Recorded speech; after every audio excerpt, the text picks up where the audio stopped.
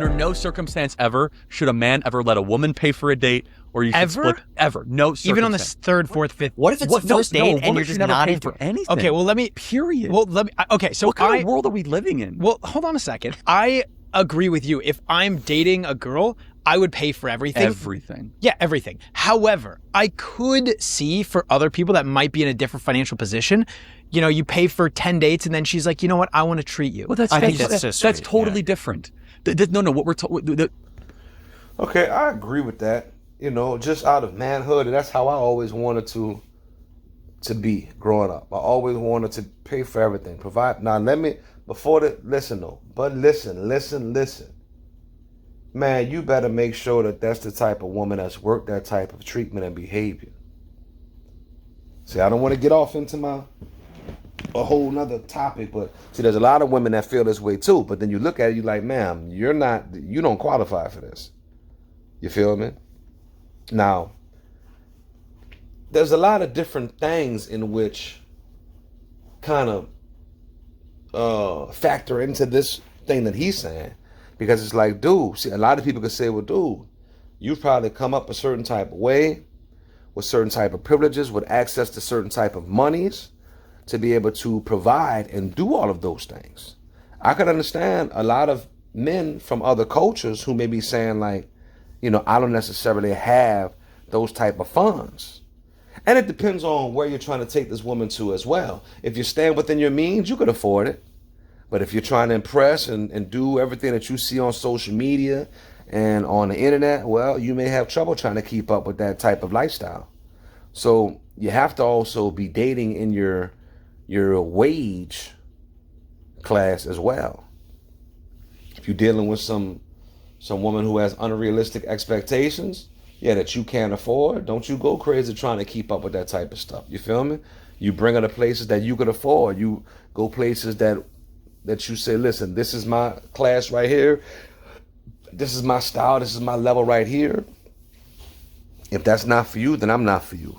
You get what I'm saying? But I do like for us as men to feel that way.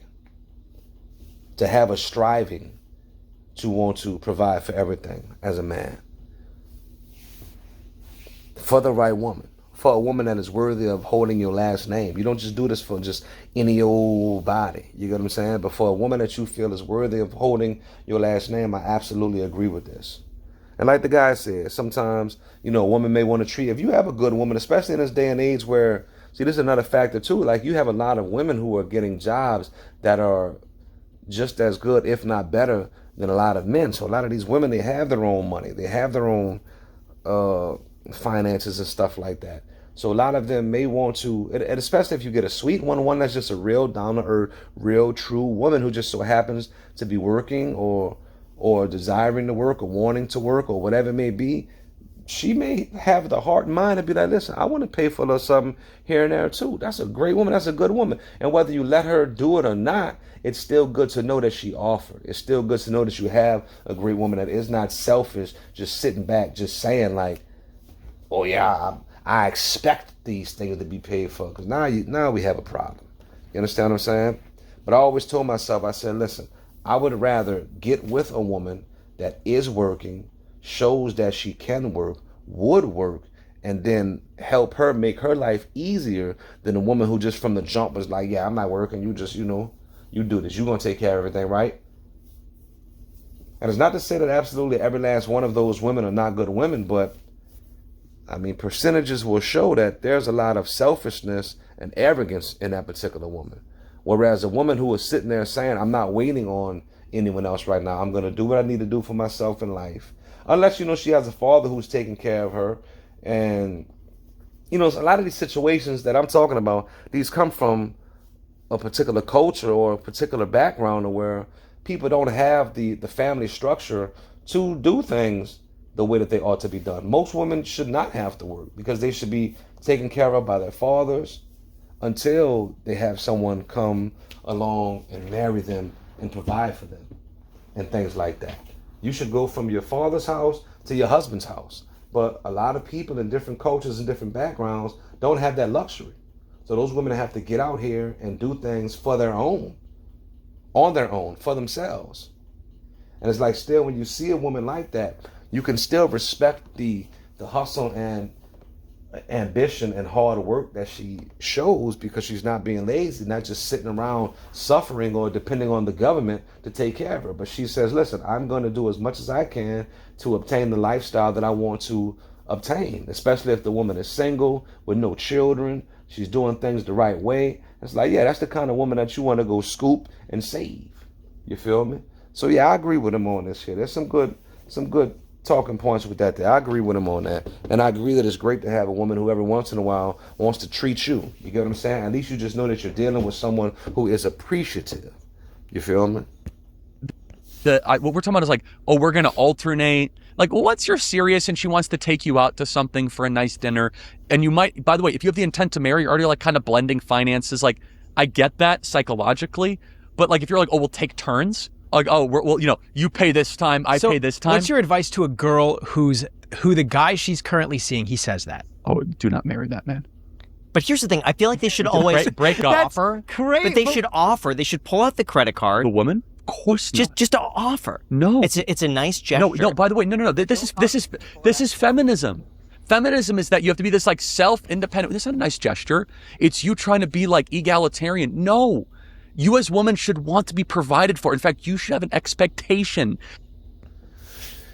Yeah, see, that's dangerous in this day and age. I get what he's saying. And according to old ways of how things should be for a man and a woman, yes, I do understand what he is saying. But that's just a dangerous game to play in 2025. Because see, there's many women who will use that to their advantage, but yet they're not the women of old days who are housewives, who have been trained to be housewives. See, a lot of people want what they're not. We just talked about this in Bible study last night. A lot of people want what they are not. They want you to be who you're supposed to be, but they aren't who they are supposed to be. So I get what he's saying, but that's kind of on a level of simping to me to a certain extent. You feel me? And that's only because I see what women are saying in the world today.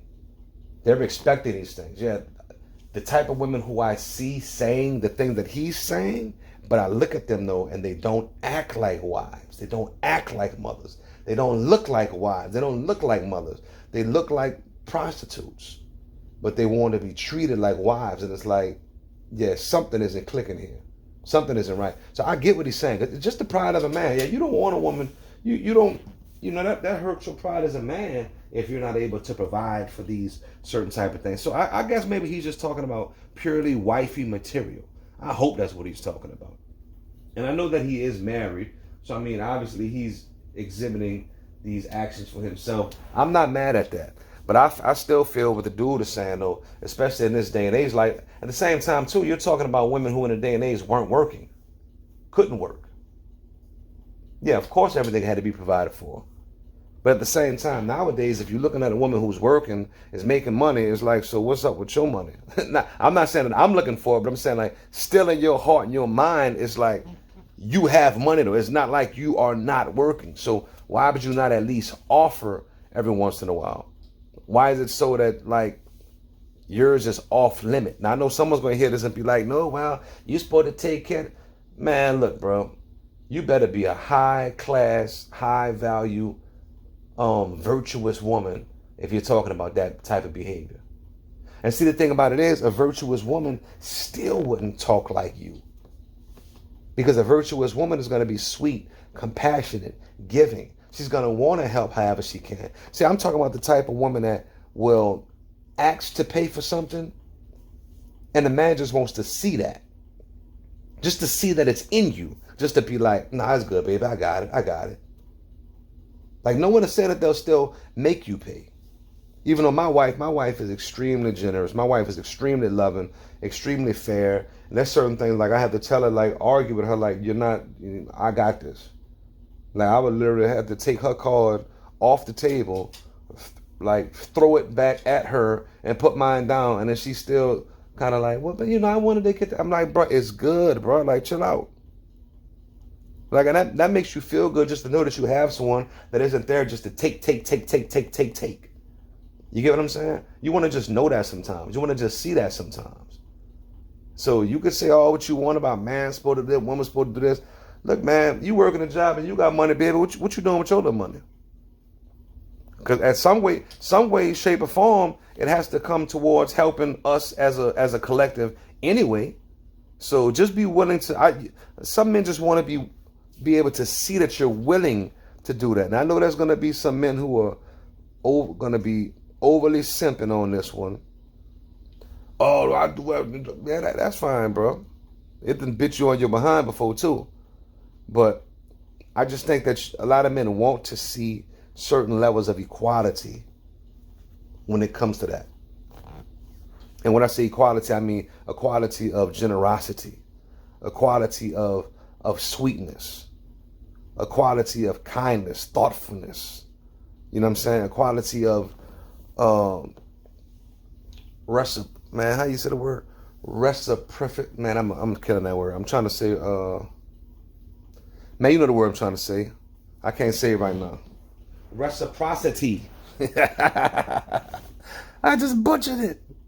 But you just want to see it. Doesn't mean you're going to use it or utilize it, but you just want to see it, like, okay, well, you do have a heart. But no, that's good. And I'm not going to lie to you. That makes a man want to do even that much more.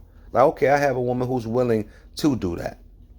You know what I mean? Whatever happens if a man loses his job, can you do something? Would you be able to help for a little bit? Would you be willing to help for a little bit? Or are you the type of woman that's going to divorce him and want to leave the second that he falls on hard times? Like, some men want to see things like that, just to know what they're dealing with, even though you better figure that out before you marry that woman. But I don't know. Go ahead, Charlie Kirk. Go off. That's how you feel. Go off, bro. That you as a woman are so important and so critical and so necessary and beautiful that I was making so much money with DoorDash. I wanted to earn money in my free time, but it shouldn't even be a question. Do you view democracy as American value, something that's very important to the fabric of this country? No. Where is democracy in the U.S. Constitution? Oh, okay. So No, hold on. Where is the word democracy? I don't think the word democracy is in the Constitution. So where is the word democracy in any of the founding fathers? A lot of the founding fathers had extremely elitist viewpoints around. And I'm not going to lie, bro. A lot of these women who you talk to who be mouthing off and running them out crazy, would you pay for everything for them? That's crazy how he talks about that. Then immediately right after, he's talking to a young lady who's just like going off, going hard with a masculine attitude. It's like, yeah, Charlie, every woman doesn't qualify for what you were just talking about, bro. But go on. Hold on. I just want to. You said the word democracy, so I want to get back to our roots. Yes. Where is democracy mentioned? In the Federalist Papers, the Constitution, or the Declaration? I think it's good that this country has moved away from things that were explicitly believed by the founding in the Federalist fathers. Papers, and it's mentioned negatively as a problem. So you asked. I do want to say this though, and this is a huge problem that I have with the Constitution and everything else. Like, we live in a society, in a world where everything is updated and upgraded. When it comes to IT, things are being upgraded daily, updated. When it comes to cars, technology, they're being updated about a month, upgraded yearly. Your phone, every single year, another phone comes out, if not twice a year. New technology, new everything. But yet we still operate off the same Constitution for hundreds of years that benefits certain groups of people. It's like some of this stuff is just, some of the stuff, it's so blatant and obvious to see that it's like, bro, how did you not clearly see the issue with that? You're talking about a Constitution that still allows for slavery through the prison system. And then you see how many people are jailed for nonviolent offenses to be able to serve as slaves in those prison systems. And it's like, yeah, bro, you have to see the flaw in that. You have to see how there's still no change of power in this country. It's still made to be within the hands of certain groups of people, never to be relinquished, never to be changed, no matter how unfair it is. and yet people always bring up this document as though it's so holy, so perfect. It's not the Bible. It doesn't stand the test of time. This was made by flawed individuals who did not even believe in Jesus Christ. I believe that, there's some changes that need to be made to that document. But it just, that's the kind of stuff that people just talk about and they try to glance over as if it's so perfect. But it's like, I don't think you're willing to look into the changes that need to take place with that. Me, is democracy a fundamental American value? I say no. Okay. Because I go back to our roots. And Hamilton, Madison, and Jay. Oh, I know that Hamilton was anti-democracy. No, well, hold on, these people thought that people should be owned as I want to be property. clear. I am pro-representation. You see what I'm saying? That's one thing I will give her for that. You talking about people who owned slaves and thought that slavery was absolutely fine, and you don't think that this is... See, one thing that I do have to say about America is, America never intended for black people to be free. See, when the rules were written, when the whole process of the country being created was being developed, there was never a thought or intention for black folks to ever be free. So you're kind of like a stepchild to where it's like you're here and we're just trying to figure out what to do with you. But we're not about to make, anything that different for you or for your behalf. This still is supposed to be our country, their country. You get what I'm saying?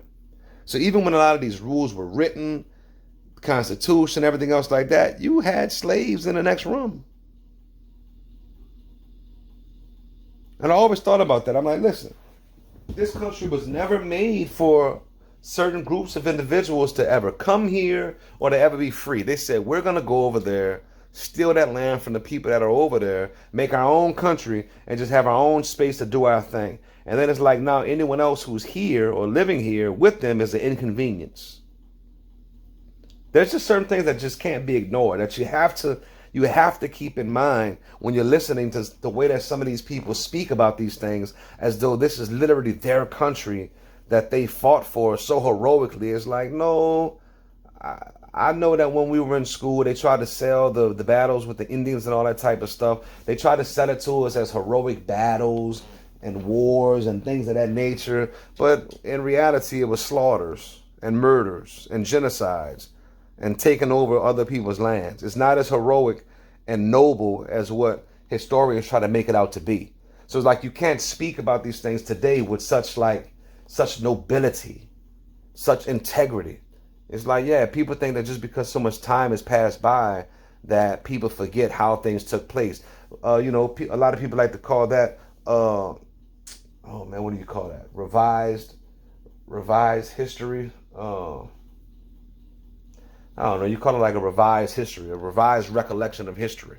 It's like if enough, how many of y'all have seen this before? If enough time passes by, someone will tell a story differently than what you remember the story being. And you'll be like, hold up, like, I don't remember it going down exactly like that. I thought it happened like this. But they figure that because so much time has passed by that you have forgotten all of the details. So they tell a story. A lot of people may do this with fights that they had when they were young. They might have got beat up, but they tell you, so I punched the dude a couple of times, and then he hit me, and I hit him. And you sitting there like, wait a minute, you making this fight sound like you had a chance. I remember that dude punishing you. Like, you know what I'm saying? They call it revised history. So I think a lot of quote-unquote Americans like to do that with history.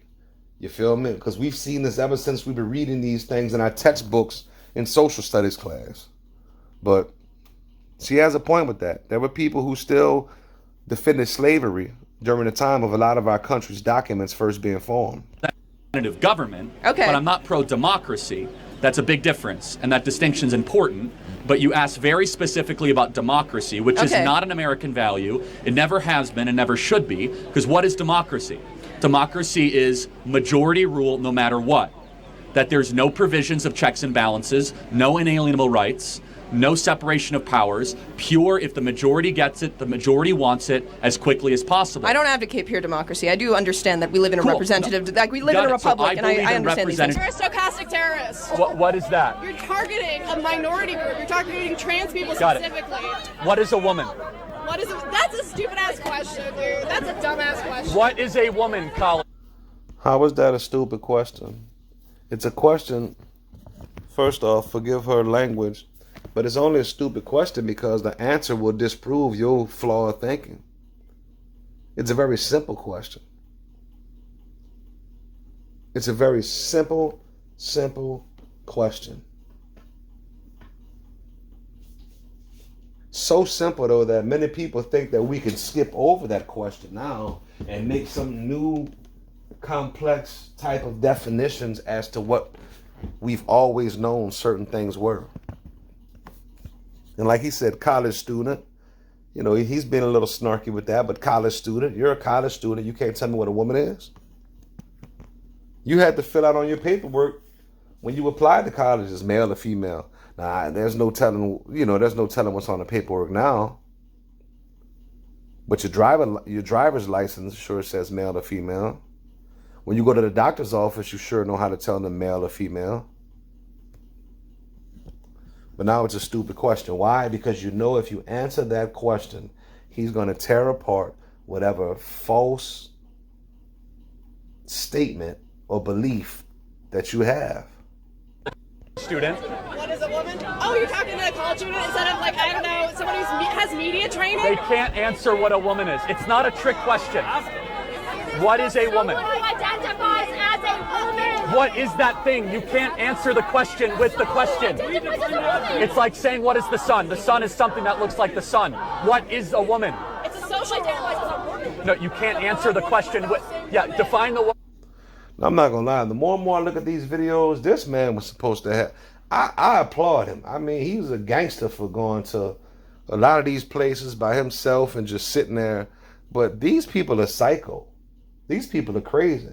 And I don't care what they would have said, because the first thing they're gonna say is, the strong man needs security, blah, blah, blah. But yes, I do, because y'all are psycho. Yep, you all are lunatics. You think I don't need security against someone who looks like a gothic individual and can't even answer the question of what a woman is?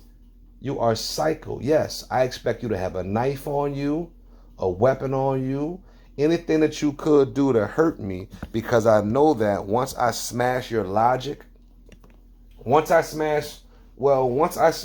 to say that's her logic, but that's not even, I can't even call that logic.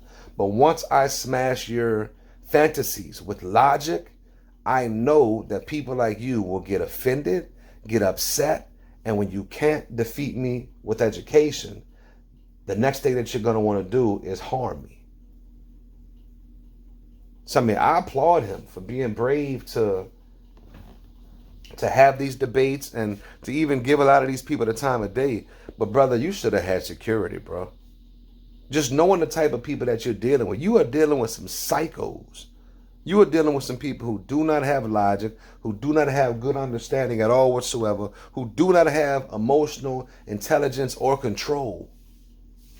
So, I mean, I definitely believe that you should have had security at all times with you, brother. I salute you, bro, just for your, even if I don't agree with everything that you say, I salute you for being able to be there and talk like that. But yeah, I mean, even though most times you are talking to young girls, and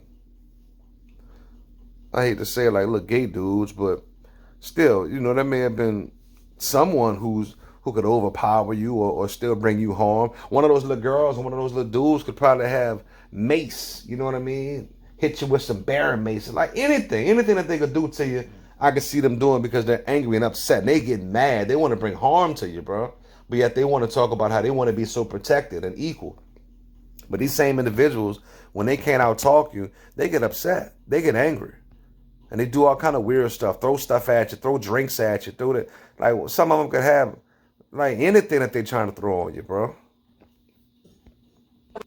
Without saying woman. Yes. Thank you. Yes. Yes, ma'am. How are you? Look at the little lady. Good. How are you? What's your name? Dakota. Nice to meet you, Dakota. How old are you? I think 11. she's about to Amazing. be Give it up for disrespectful. Dakota being here today. I think I saw this one. I hope this isn't it. So, I'm pro-life. I'm a fiscal conservative, and I know I want to get into politics when I grow up.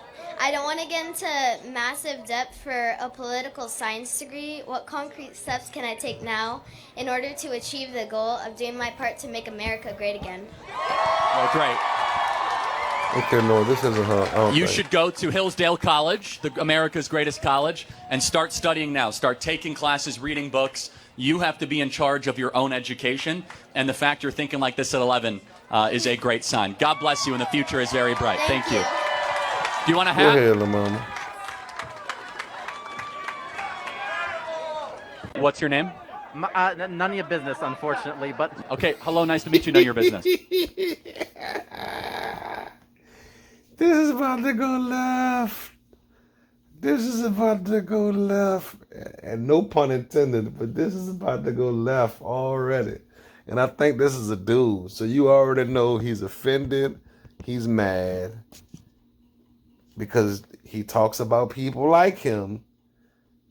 And he's got his little COVID mask on. So you know he's upset. Yeah, but it's about to go left. I think this is a dude right here. Thank you, I appreciate it. So, do you love America? Yes, I do. I hate America. Dang, look at him breathing. Man, look at how that boy breathing in that mask with that little laugh. He's like, watch out when he says it, how that mask hello, goes nice in to and meet you. out. None of your business. Thank you, I appreciate it. So, do you love America? That boy breathing Yes, I like do. Bane. I hate America.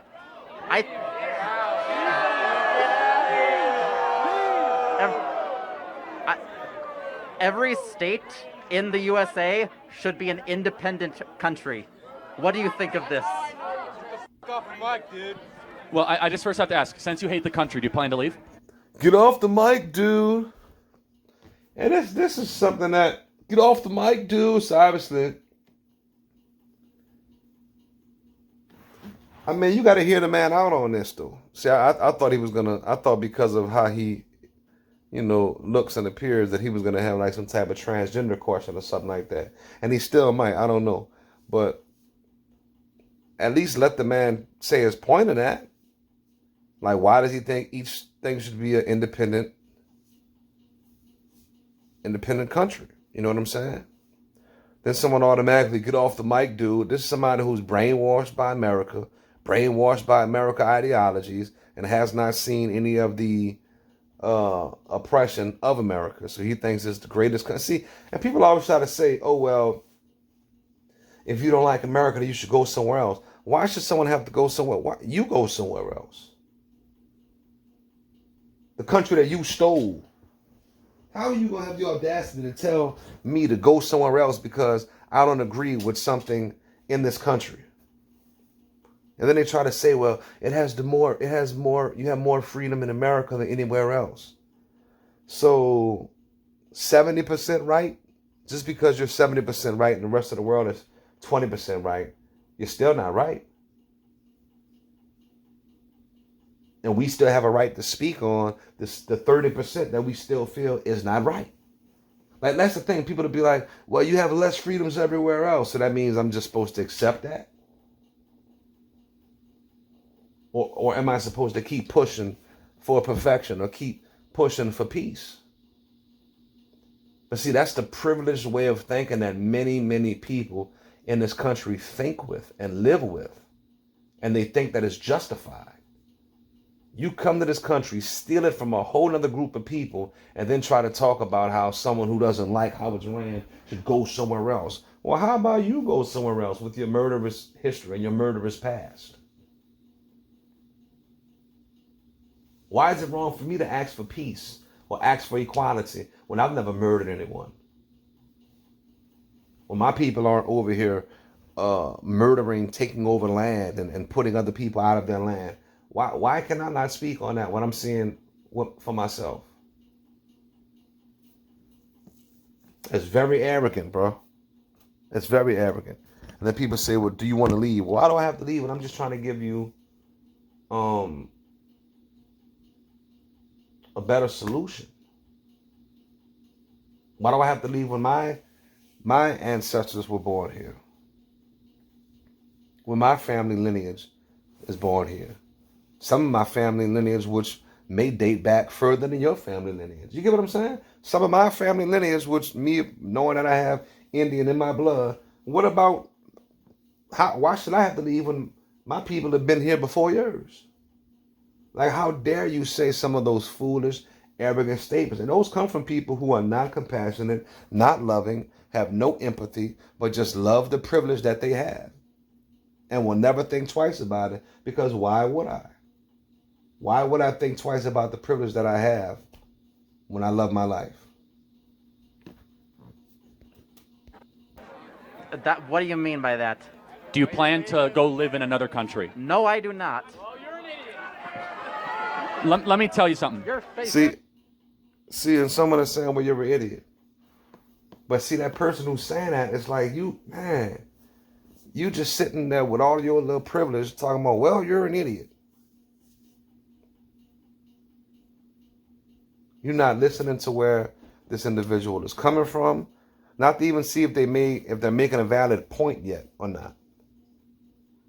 But someone spoke against your little beloved country, your beloved history, your beloved fables in your history books that you love and identify with so much, because it makes your great-great-grandpa out to be such a hero. So the second that someone speaks against anything that they feel is going wrong in this country, now you want to put them in another country. What do you want them to do? Go take over another country and slaughter people and take it over like your great-great-great-grandpa did? Now, I'm not being hateful. I'm being realistic. Because I don't hate you individuals who are living in this country based off the economic privileges that you were afforded. But be realistic, though. Be humble. Don't act like you did so much to make this country what it was or what it is. There's a lot of blood on the soil of this land. And see, people think that there's no consequences to it. America will have consequences for the actions of their past. They will. They have to. That's just a fact. God sits high and looks down low. So just because you believe that you have the strongest country in the world right now to this day, man, that means nothing. When God wants to move, God can move. Okay, you can say, man, there's no army that can defeat us. There's no secret service better than ours. Nothing can touch us. Yeah, but God will come through with all kind of natural disasters and tear this place up. Come through with things that you cannot stop and will not stop. Come through with famines, pestilences.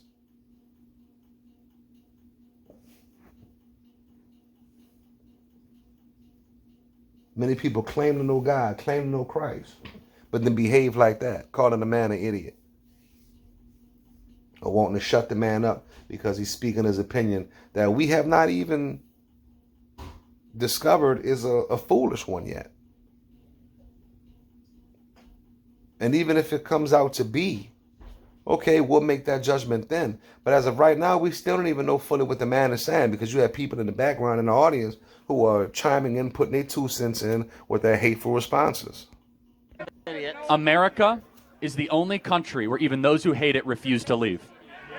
That's how you know you live in a great country. Chevy makes America's. So that was a nice little line. America is the only country in which people hate it and refuse to leave. I mean, that's a nice little line. It's a cute line, but that still doesn't prove anything. But some people may not be able to afford to leave. And then what you're going to do? You're going to leave to go to a country that's even worse? Just because it's the best doesn't mean it is good. And that's what people always say, that and they think that that line is just like a drop the mic conversation. Yeah, well, I bet you won't leave this country. Yeah, but it's like, dude, where are you going to go? To somewhere even worse? If I'm complaining about this place, what am I going to do? Go to something even worse? That's like leaving a job. Like if there was a better country to go to, people just might go to it. You feel me? But that's like leaving your job to go to a worse job. No, you're going to have to stick it out at the job that you're currently in until something better pops up. You don't make a downward movement. So I don't like how people use that little slick by the mouth, smart type of response. But what I will say is, I can watch these videos, agree, disagree, but I don't want to see the man get executed. I don't want to see the man get assassinated. At the most, you may want to see the individual get embarrassed, put in place, have a change of heart, have a change of thought.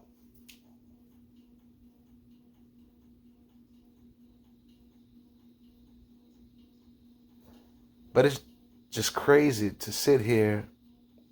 I mean, but to lose their life, like, it's just crazy to sit here. We just watched these videos, went over these videos, and this man is now gone.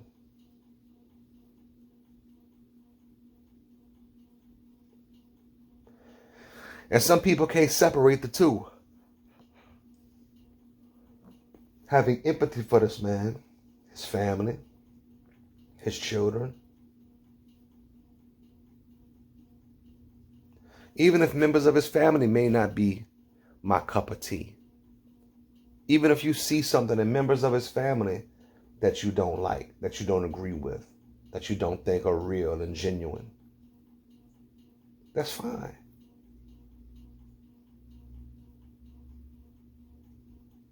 But I still wouldn't wish for them to die. I would have wished for a change to come about. And some people may say, oh, well, they'll never change. Well, they may not ever change. But I still can't wish death on them. Because by doing so, now what do I wish upon myself? You know, what kind of evil am I bringing upon myself if I'm wishing evil on others? According to the word of God, according to the laws of God. He says, love your enemies. And the best you could do is, even if you're still working on loving your enemies, even if you're still working on having good feelings and emotions towards your enemies, can't you control at least the fact that you don't want to kill them? Can't you at least control the fact that you wouldn't want to see them die? I mean, you're not talking about Adolf Hitler here.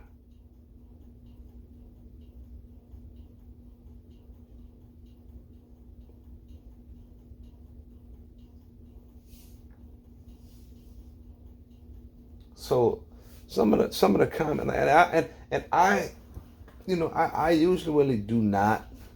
I don't know. I've changed my opinions. You know, because I used to affiliate more so with the Democratic Party, just thinking like, you know, you're just taught like, you know, that's the party for black folks or whatever. I'll never forget, my dad had me. My dad, who at that point in time was, man, how many years ago was that? Man, Obama was, boy, that's been a while. Wait a minute, we're on the second. Obama was like, what? 04? 2004 to 2008, 2008 to 2000.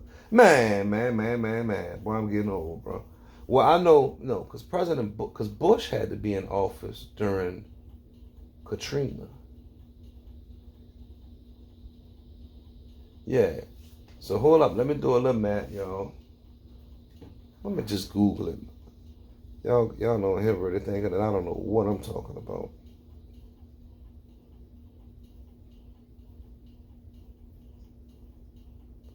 Because I want to say that probably was 08.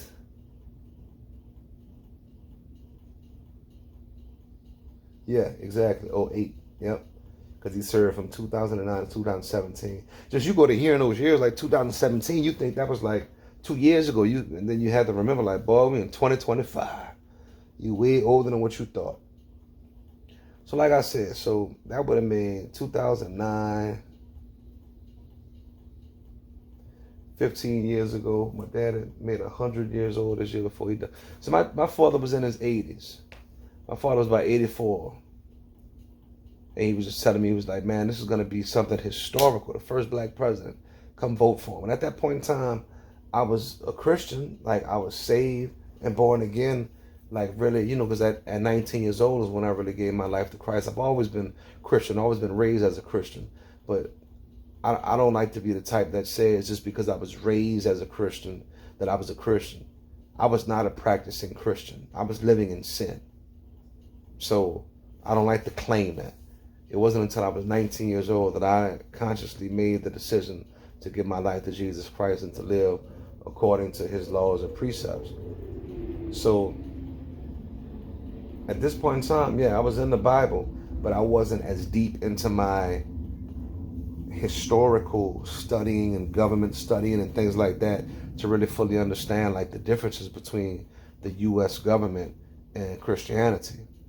But what I will say is I was kind of blind to the fact that I was just voting for the man because he was black. I most definitely did.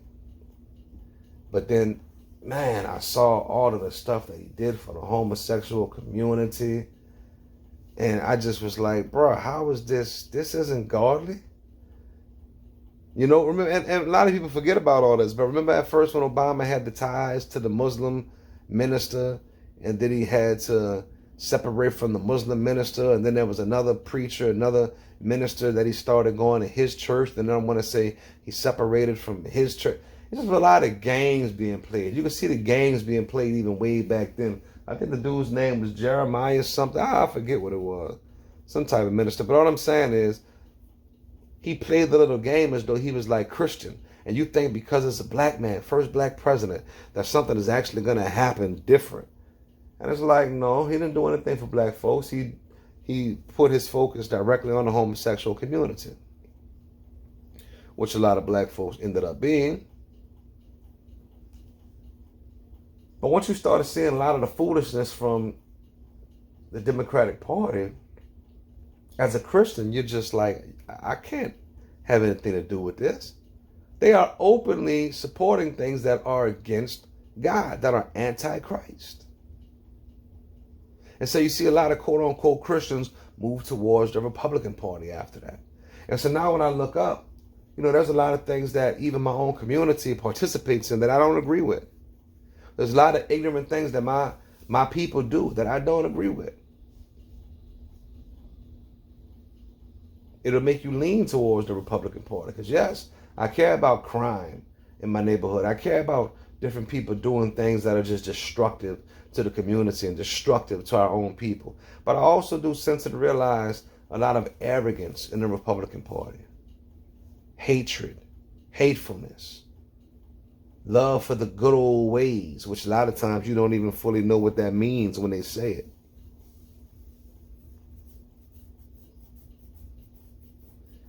But regardless, I wouldn't, like, as much as I disagree with so much that Obama has done, as evil as I do think a lot of his politics and decisions are, I would never want to wake up and just see the man got killed.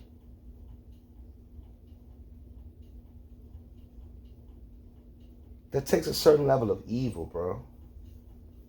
And I see a bunch of cowards in these comments of underneath Charlie Kirk videos just talking about the satisfaction that they have of seeing this man dead. And you are an evil individual if someone who disagrees with you, you would want to see them dead. And just to let you all know, that's a lot of your neighbors. A lot of these people in these comment sections are your neighbors. Are people who you never thought would feel like this. Are people that you think are cool and nice. And they may be cool and nice until you disagree with them.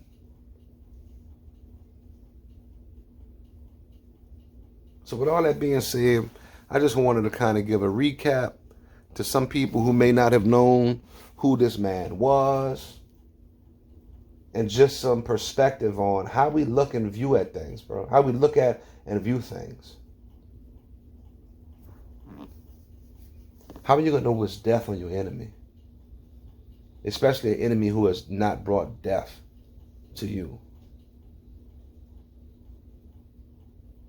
Like I said, I'm not saying that is right, even if it is someone who has brought death to other people. But I can at least understand where you're coming from at that point. You're like, okay, a murderer has been murdered.